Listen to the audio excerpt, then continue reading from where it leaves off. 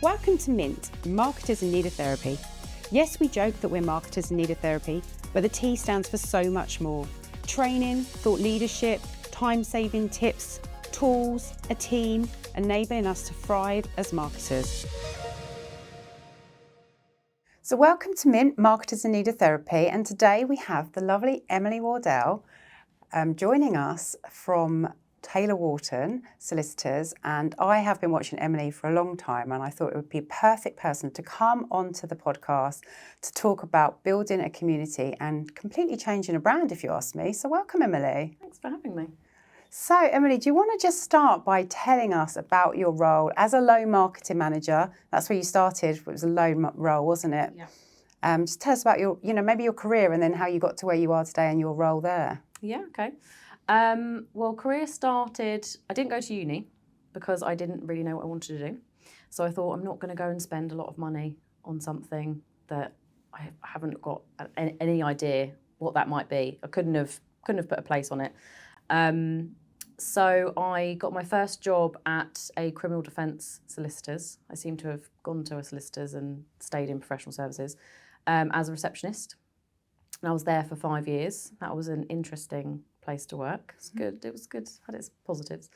And then I met my now husband, and he suggested that marketing would be a good career. So he's in advertising. And a job came up at a local accountant's, which was a PA to the managing partner. And it was a whole hybrid role with a marketing assistant. So it was the two things together. So I went and did that, and that was where my role of marketing, my love for marketing came from. From there, I was there for a few years, and then I went to a patent and trademark attorneys, which was quite tricky to market, but it was a really good firm, and I was there for 7.5 years. And then it got to a point there where I'd kind of just, there was nothing bad about it. It was a really great firm, really great people, but I just kind of got to a point where there wasn't really much more for me to do. Only 2% of their work, for example, came from Hertfordshire. The rest of it was international. So it was a very different kettle of fish when it came to what I was doing from a marketing perspective. So when the job came up at Taylor Walton, I'd already knew of them a little bit through other things that I'd done because I'd always worked locally. So I went for it and haven't looked back. That was 3.5 years ago. Amazing. So yeah. Yeah. And how have you seen that grow? So you were just the loan marketing manager there, weren't you? Yeah, it was just me. Just you, and now what's that looking like? So we were a team of 3, but Jade has gone to another job, which is fantastic for her. But so there's 2 of us, and we're recruiting again, and we've got someone joining us in January.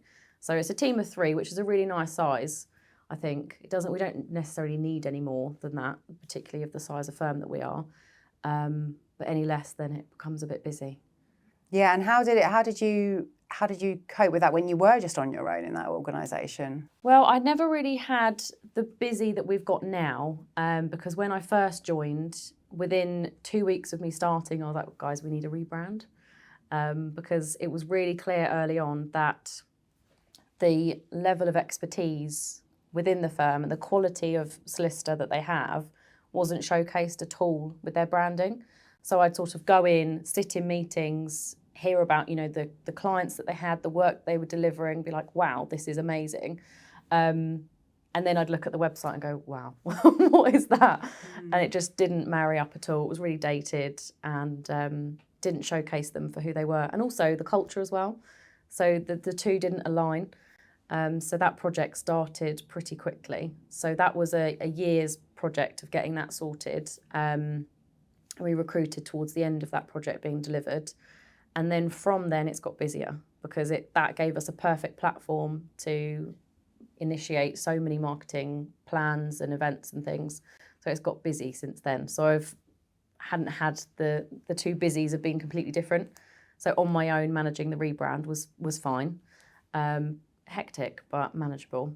And then, it's just got skyrocketed since then. All this with 2 children as well? Yes, 4 and 7. So you've taken the law firm from something people tend to find intimidating and turned it into a bit of a community hub. How have you done this? For me, when you think of a solicitors, you think it's going to be expensive, which, it will be. And usually people use a law firm or solicitor when something's gone wrong or isn't quite going right, and you need a bit of help. So for me, it's about people and the community side. Being regional, I think community is so important. If I was marketing a London law firm, it'd be completely different. The two things wouldn't be the same. But regionally, people want to know a bit more about the brands that they're using, the services that they're using. So to kind of make it more about relationships, which inevitably it is, that's where it's kind of built from. So people by people. We're not selling a product, we're selling people to help you. So that's where the kind of community angles come from. And that's just grown and grown with our CSR. I mean, the amount of stuff we've been doing for charity, particularly Youth Talk at the moment, who we've just agreed to support for another year.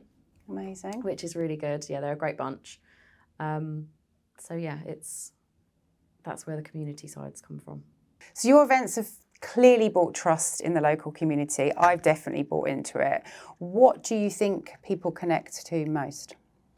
Well, that's really nice. It's nice to know when people come to an event that they've enjoyed it and they've taken something away from it. And I think that's the kind of the baseline of what we try and do. So it goes back to relationships and people again. And what better way to connect people and bring people together than at an event? You have a shared kind of connection over something that you're going to learn about or, listen to. So we try and make the events somewhere that you take something away from it, whether that's a new connection, which is what everybody wants, or you learn something new. What we try and do with the events as well, so if we're going to have a speaker, is that we try and think about something that everybody would want to hear about. So a classic example is the one we just did at Sopwell that you came to, which was about the menopause. Every woman's going to go through that at one point in their life. So bringing people together in a safe space to talk about something that we're all going to face at some point seemed like a really good opportunity to connect and bring people together. What we try and do as well is add little things on, so to make the experience nice and a good experience, because you don't want to go to something and think, oh my God, that was such a waste of time.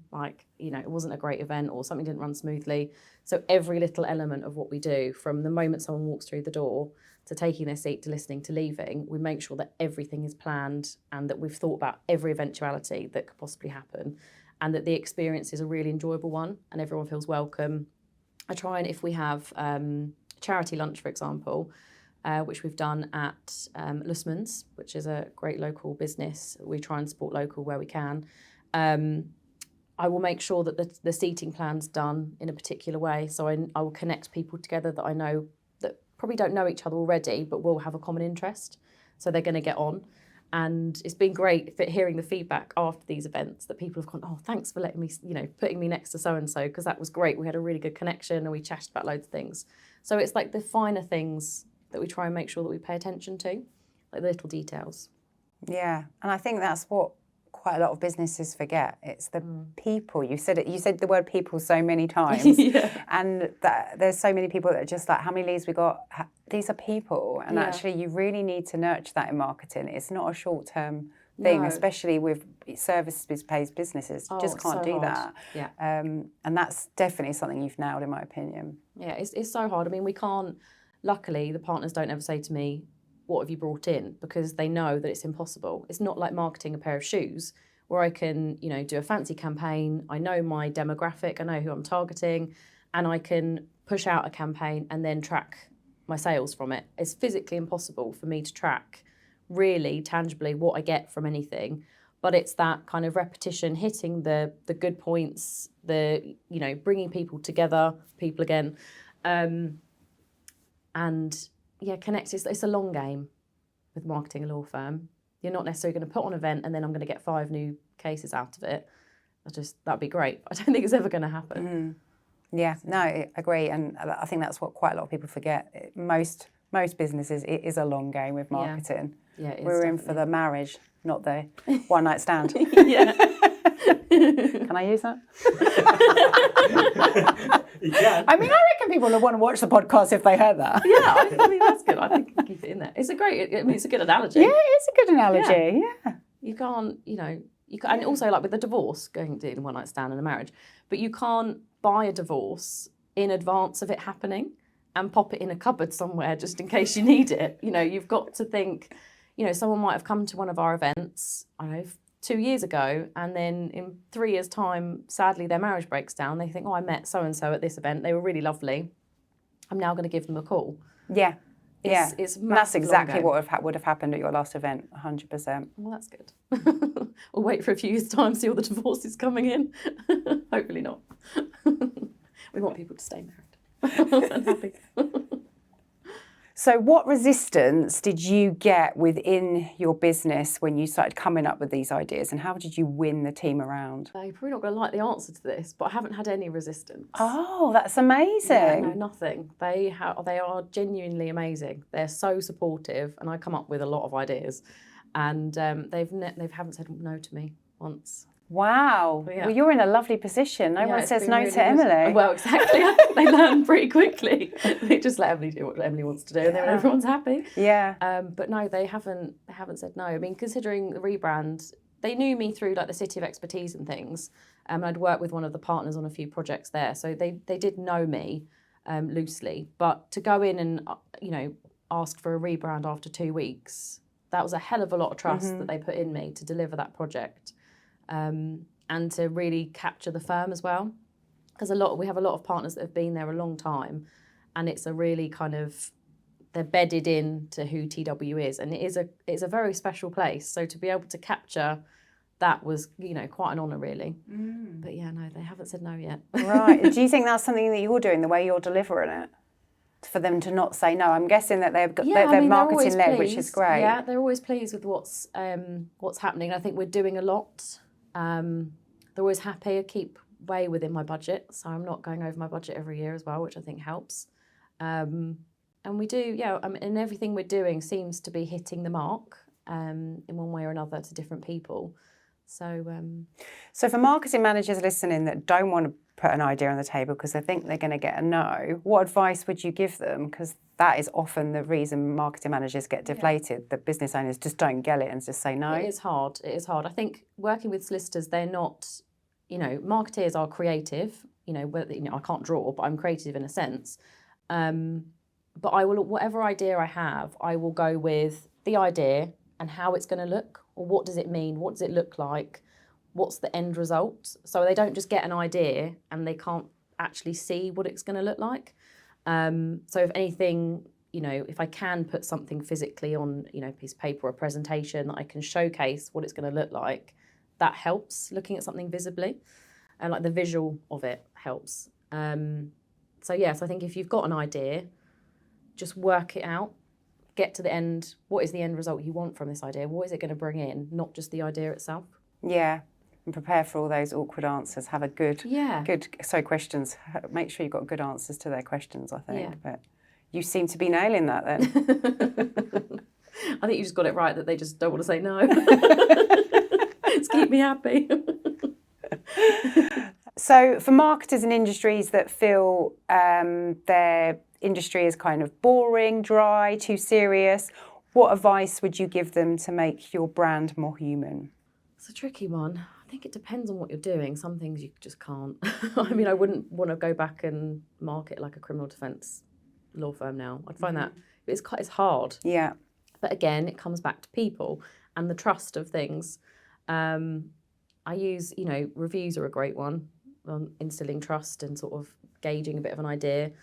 And it's word of mouth recommendations as well, I think is always a good one to kind of work towards. But if you're a service-led business, products are different, but service-led is about the people, and it's about the trust that people place in you and what you're going to deliver for them. So that's how you can overcome that, is how you get around it. Yeah, and I think we've done some work with some legal companies before, and it's having those professionals on videos almost as well. So you get that kind of video out on social media showing how good they are. So yes, it might be quite a dull subject or something, but it's the people that you want to pick up the phone to that might just change that whole marketing strategy and help people come in and want to speak to you, really. Definitely. And I think reviews these days, you wouldn't book a holiday without looking at a review. Mm-hmm. So if you haven't got somewhere that those reviews are solid, then you're on a shortfall anyway. I mean, if you had 2 holidays that are exactly the same, one was more expensive, but they were 5 out of 5 stars, or the other one was cheaper, but their reviews were like 2, you're going to pay more money, aren't you? You're going to go with the more trusted advisor or the trusted holiday. So that's another one. Yeah. I was trying to think of as You well. probably have no problem convincing your husband either, because no one says no to you. Yeah. Can you teach me how to do that, please? I don't know, he does try me. He's probably the only person that says no to me. But I get my own way in the end. He thinks he says no. He always wants to go to Ibiza, though. I think he sounds like a hoot. Yeah, but I like Ibiza too, so it's a win-win. Yeah. Has there been a moment in your career where you thought, this is why I'm doing this? I love an event. I love the organisation of an event. And then you get there and you watch everyone doing their thing and enjoying it. So that to me is always very special. It doesn't matter whether it's, 20 people going for a sit-down lunch, or like we had the other day where you've got 90 in a room. If you see everybody connecting and chatting and enjoying what you've organised, that's always a big win to me. Amazing. And have you done anything in your career where it's been an absolute flop? Because obviously we learn from failures. So is there anything that you've done and you've gone, oh dear? Not marketing wise. There's a couple of examples early on in my career where I did silly things. One was, and it's not marketing, but it's just hilarious, with the criminal defence solicitors. I got a call from one of the paralegals saying, you need to bring something over to court. We've forgotten it. So I pack up what I need to take. I go over to the Magistrates Court in St Albans, find the courtroom that they're in, open the door, and I go, I've got the paperwork in the middle of court. And she, honestly, if looks could kill, she would have killed me. I was so ridiculous. I just shouted above. The magistrate honestly gave me daggers, was like, what are you doing, young woman? Like, young lady, sit down, be quiet. So I kind of like sunk through the paperwork at her and ran out. That was awful, but I was only about 18 and it was my first job, so yeah, I try not to think about I that like one. the confidence, to be fair. There's not many 18-year-olds that have done that, is there? So Absolute idiot. But yeah, no, that was funny. So I haven't done anything like that since. But in terms of failures, no, I think you learn from things that you do. So we might run, I don't know, a series or an initiative, and it just runs its course, and it's not necessary to then repeat it. So it's not that it's failed, but it just has a lifeline and it's run it, and then we stop it and we do something different. So I think also you can do things over and over again. It just gets a bit samey. Mm-hmm. So I do try and tweak things if I can. But yeah, can't think of I haven't got a flop, sorry. No, that's okay. There's still time. Could happen. I feel like I sound overly confident. I'm having the confidence, to be fair. Be more Emily, that's what I say. What's a marketing risk that you've taken, and even if you were terrified and it worked out? If you ever had something like that where you're like, oh my gosh, what am I doing? Like, I mean, probably the rebrand was the biggest one, because that was, as I said earlier, I'd only been there a short amount of time. Yeah, that's brave, Emily. That's really brave. Brave or stupid, but it worked out in the end. But kind of trying to learn and capture who they were quite early on was a big risk, because I could have got it completely wrong, and I could have delivered showcased something and it not been right and not hit the mark. But we went through a process kind of to get there and asked lots of questions and things. So it worked in the end, but it was a risk and it could have failed, but I was lucky that it's done. But I think a confident manager knows that you can't market something with a shit brand, can you? You just can't. No. And if it's not authentic of what they are. It was so bad before. It was terrible. I couldn't have carried on. I used to look at it and it used to make me twitch. Like, just like, this is not me. Yeah. I like nice things and this is not working. Yeah. And it just wasn't consistent. I think over time they hadn't had anyone really that understood how marketing worked and the consistency that was needed. So, in one office it would be one colour and in another office it would be another one. And it wasn't anyone's fault, but they just hadn't had, they're all being lawyers and doing what they need to do to run the business. So the marketing kind of fell to the wayside. I think COVID didn't help as well, because who was doing marketing over COVID? It kind of fell to the sidelines. But yeah, it worked. No, you smashed it. Absolutely smashed it. Do you ever feel lonely in your role and doubt yourself? Not anymore. I think I'm very lucky that I've got a good team, and I've also got very supportive partners at the firm that I can go and chat to if I need to. It's good to have allies that you can discuss things with. But in previous roles, you could get times where you think, oh God, I'm the only one that understands this. 'Cause there's always been professional services as well. So either an accountant, an attorney, which was what they were at the patent and trademarks place. But yeah, it can get lonely. I'm lucky that I'm not in that position anymore. But I think with age as well, and it becomes kind of an understanding of what you do. And sometimes you have to make decisions on your own, and you have to think things through on your own, and that's okay. But equally, if you need to ask or talk, ask questions and look for support, then you can. Yeah, love that. There's loads of marketing trends and buzzwords that are going around at the moment, and there's different ones each year. Is there any trends or buzzwords that makes you want to pull your hair out right now? Oh, I knew you'd answer this one after looking at the list, and I just think I don't jump on things like that. No. There's not one I could pick out and say to you that I'd looked at and noticed. No. I mean, when trends happen, like you see them all on Instagram or LinkedIn where people are sort of jumping on things, and I, have a little flick and I look at them, but there hasn't been any that I could then apply to what I do, so I don't really tend to take a lot of notice. No.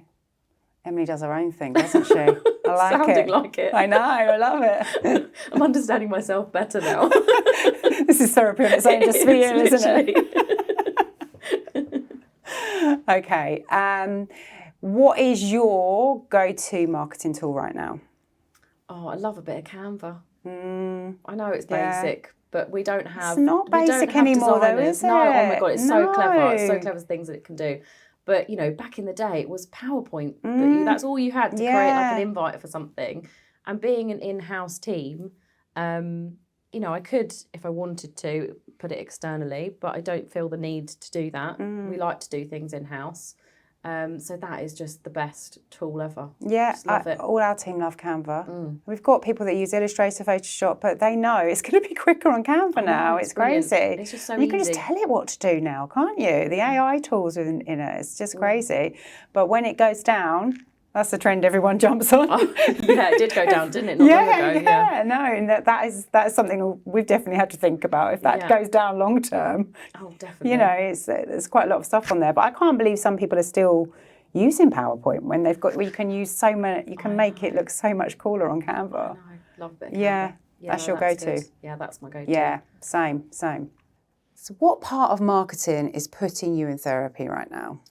Probably not marketing, but it's just life, I think. I think everyone's feeling it, aren't they? Yeah, the juggle is real. Yeah. Kids, 100 emails from school about, this play, that play, this trip, that trip, bring in a bottle of wine and a jazzy jar. I think it's this week's fun stuff we've had to deal with. So I like work. When I was pregnant with my son, I thought I was going to be a stay-at-home mum. I was very convinced. Same, Emily. I went to my NCT lunch and they were all going, yeah, I'm going to take 6 months, I'm going to take a year. And I sat there and I was like, I'm going to be a stay-at-home mum. I'm just going to be a lady who lunches and I'm going to love being at home. Well, that wasn't further from the truth. I love my kids, but I also like being at work. Work is our therapy, right? It is. And I still remember my first day back, it was getting dressed and taking my handbag. And it wasn't a baby bag with stuff in it. And I can still remember picking it up and being like, oh, wow, this is amazing. And I haven't looked back. And it's just like I've got busier and busier and busier with the career. So that's great. Obviously then comes the juggle, the mum guilt that you're at work. So I do a lot of events because a part of being the director at the Chamber of Commerce as well. Oh, just something else. Just something else to throw in there, Emily. Yeah, and we do the Future Leaders networking. So there's a lot of sort of out of hours networking that we do.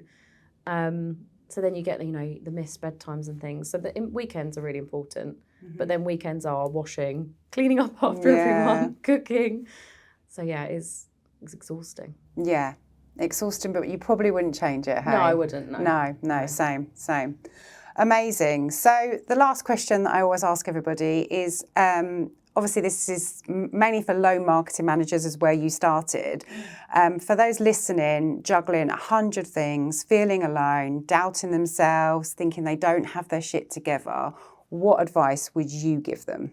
I always like to be organised. I think that helps. And I was told once by an old manager, start with the thing. I think it's like an analogy of eat the frog. Is that the right Eat one? the Frog, There's a book, yeah. Yeah, I haven't read it, but it's the same thing where you do the worst thing first. You get it out of the way and then it's done and then you can do the bits that you enjoy. I used to be a typical one for that. I used to do all the things I enjoyed and then not really want to do the things I didn't like.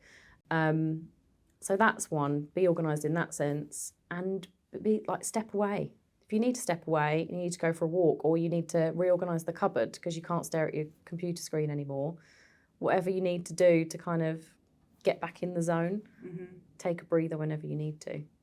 Like it. And I think, we're doing mentoring moving forward, and I feel that you would be an amazing mentor for the confidence. It's just amazing. Yeah, no, you seem to have managed to really push your career in whatever way you wanted to. TW are just looking absolutely insane, and you should be incredibly proud of yourself, Emily. Thank you. I think it's amazing what you've done. Thank you so much for being on our podcast. Thanks for having me. And yeah, let's hope we can cut the bit out where I talk about one night stands. No, I think you should keep that in.